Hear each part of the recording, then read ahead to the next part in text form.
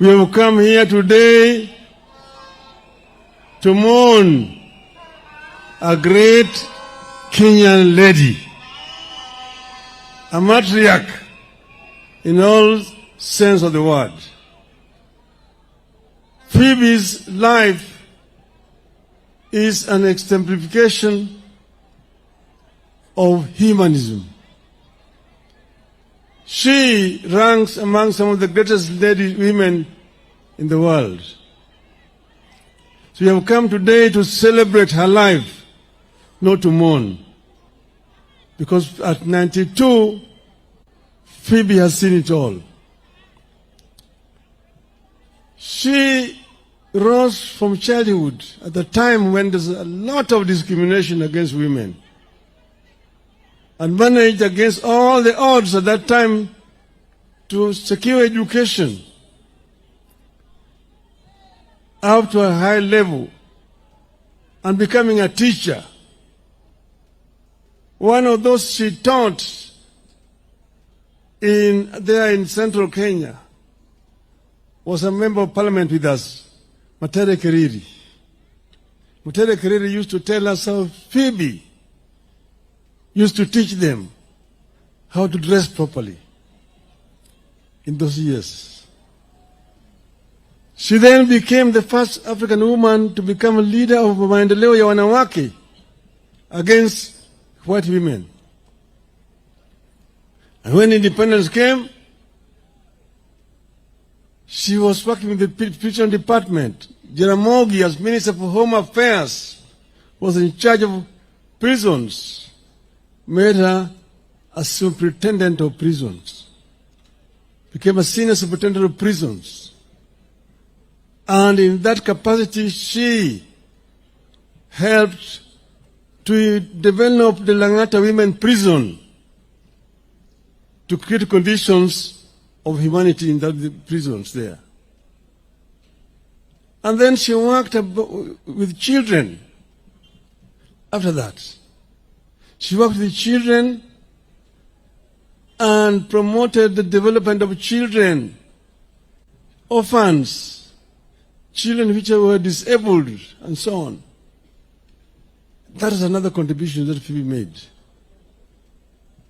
And then she became a politician. And as you have been told, if you go into the Hansard, you will see Phoebe's contribution in Parliament. When she stood to talk in Parliament about women's rights, you would sit down and just listen and cheer her.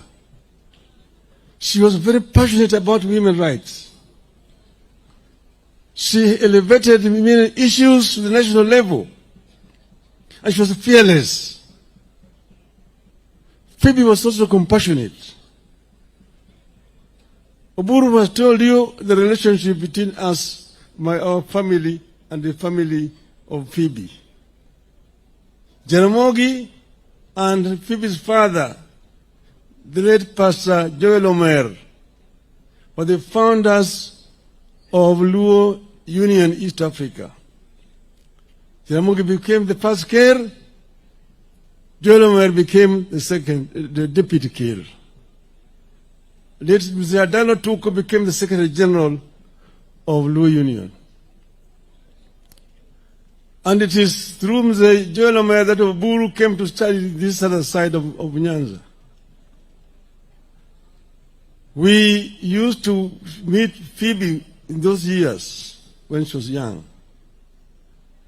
And therefore, Phoebe is like my elder sister. Here in this family, all her other brothers, some of them late, most of them late, and sisters. We are family with the Omers. But Phoebe has also several connections here. Her grandmother came from another clan of Karachuonyo. She herself lived in another clan of Karachuonyo. Now she's married to another clan of Karachuonyo. That's why when she decided to come into politics, she was unbeatable in Karachuonyo. She stood against Okikamayo and won. Amaya appealed, and there was a by-election here in Karachuonyo. We came to Karachuonyo here with Orengo Jimmy here. Kajawad Gadongo. Asoko Jaka John. Here, Phoebe's symbol was the house. And that by-election was contested. It was a serious by-election because the entire government machinery was supporting Okikamayo. But we came here, descended this place like bees. And we had a Soka Jaka John with his kinanda. Odd. Yokarachuonyo. Odd. Nyagoro. Odd. Kende mwago ni ombulu. Phoebe wacho. Odd. Asiyo wacho. Odd. Okachi wacho. Odd. Karachuonyo wacho. Odd. Odd. Kende mwago ni ombulu.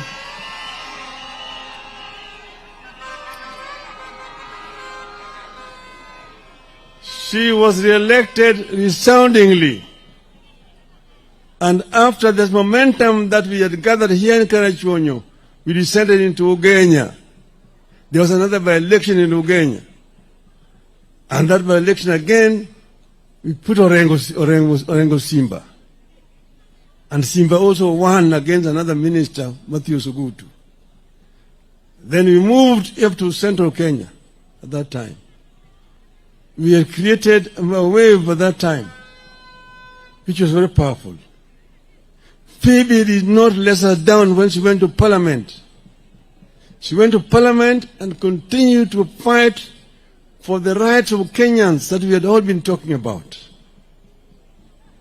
Later on, we would join with Phoebe in 1992 in Ford, Kenya. And she became a member of Parliament for Karachuonyo once again. And we were there together up to 1997. Jaramogi died when we were together with Phoebe. And Phoebe was one of the people who actually held my hand at that time and asked me to forget what had happened and to move on. She was one of the people who consoled me at that very difficult time. So that's why I'm so happy today that the government of President Ruto has accepted to give Phoebe this kind of burial that she richly deserves. As a hero. As a hero. And Mr. President, I want you to follow it up by dedicating a monument in Nairobi in honor of Madam Phoebe Asiyo Nyagoro. Because Phoebe deserves it. Phoebe has done what many people have not been able to do. And that's why we are all here today. I want to say now, we are here as Kenyans today. We know where we are coming from. We were in a very serious situation sometime last year. Everybody knows where we were. There was a possibility of Kenya degenerating into a failed state like Somalia, like Sudan today. People who do not understand history talk very easily. But ask them, tell them, what happened in Libya? What happened in Egypt after the Arab Spring? What happened? Where was it a risk where a crowd not able to move in and take the government and form a government? Where do you have a military regime in Egypt today after the Arab Spring? Even Tunisia. People do not really understand. That's why they make it very simple. And it's very easy for them to write articles in newspapers. I read them and I just laugh. They tried to trivialize what was a very serious situation. So what we have today is basically something that we were forced into because of the circumstances that were existing at that time. I want to invite somebody to tell me their own solution, how this would have been solved. We sacrificed so that there could be peace in this country. And that's the reason why we are here today. I do not regret what we did. We did it in the best interest of our country. And Kenya must move forward. But we have continued to say that we need to improve our governance structure. Issues of human rights must be respected.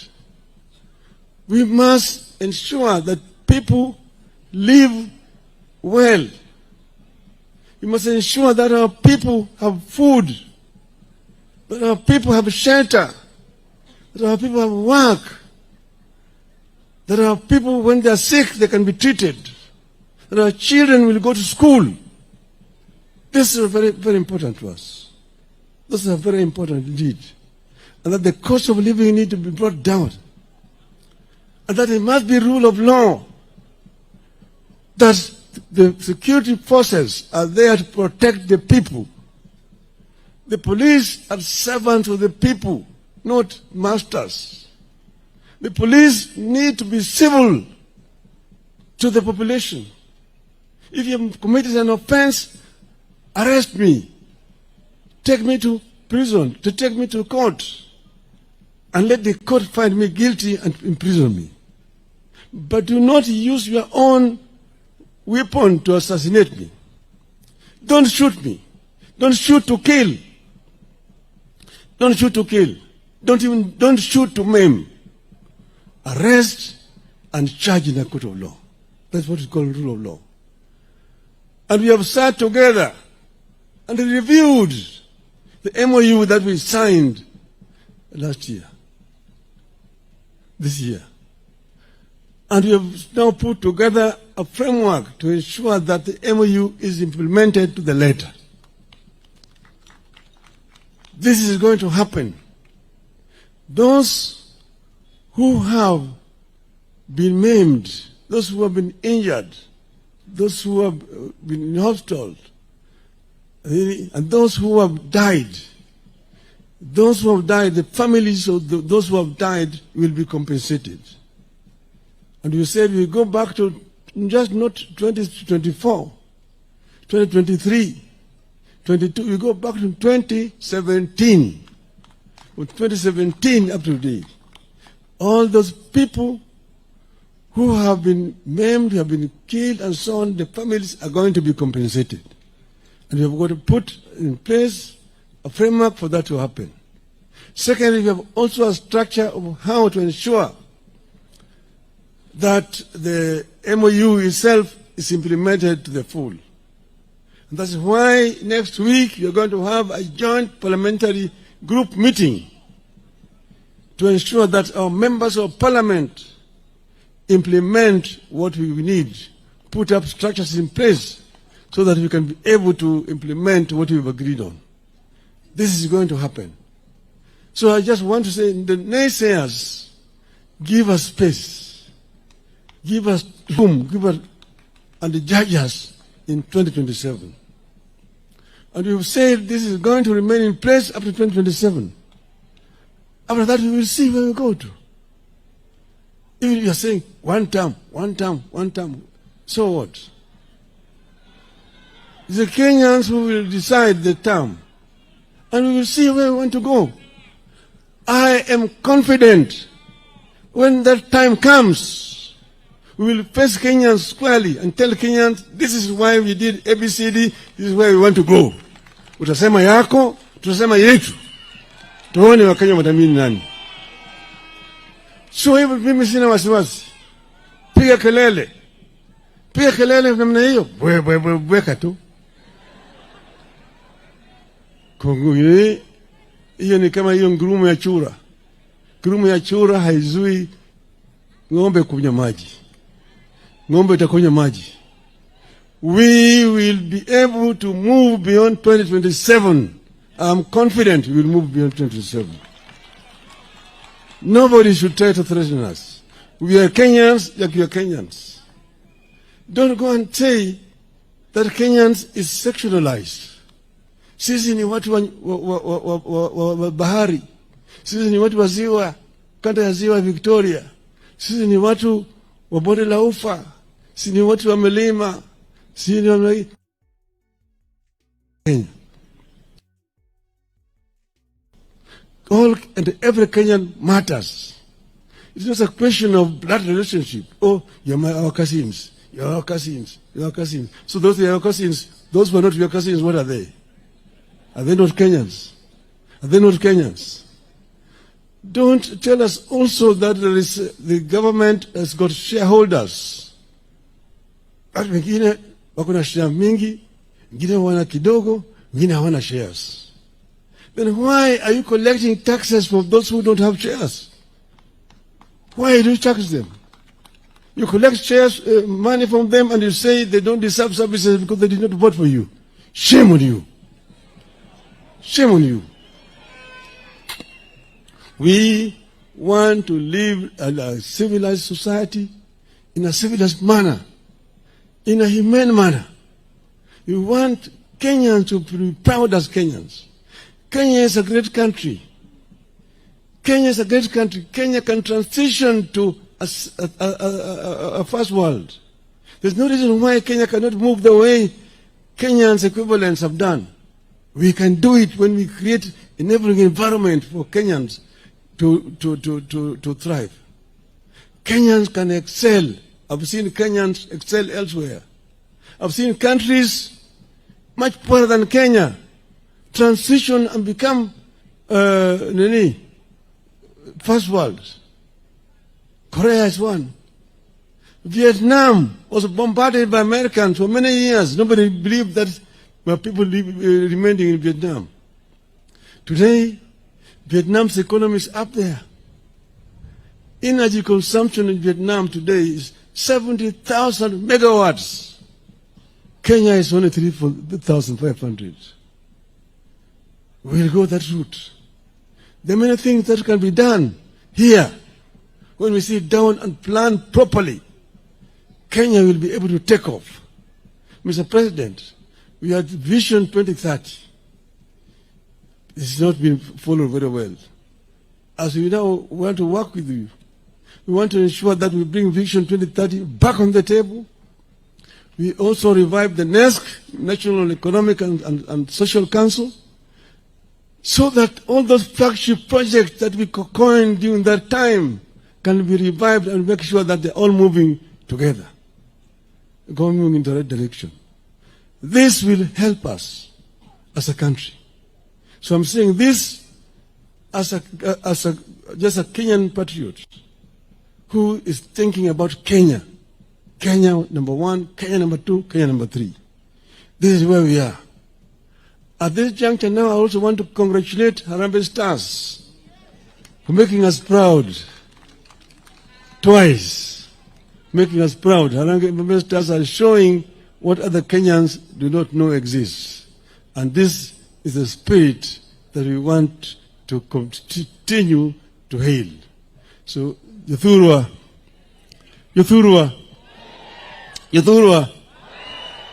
wako Nyagoro, Gimor. Nyagoro tiyo matek. Nyagoro tiyo matek ahinya. Omiyo nyaka koe gi sironyo. Otiyo matek kata kineno nyithindegi, ineno sisaka, ineno nyigegi duto te yawuotegi. Chona kageki. Otingo malo. Dala community here. There was the late Paul Mboya, Alwali Nyakongo, a great patriarch of the Luo community, from this community. There's Ojijoteko. Ojijoteko was one of the freedom fighters, those who started Penyawacho, and was arrested by the colonialists and was taken to Kismayu, in now the present day Somali.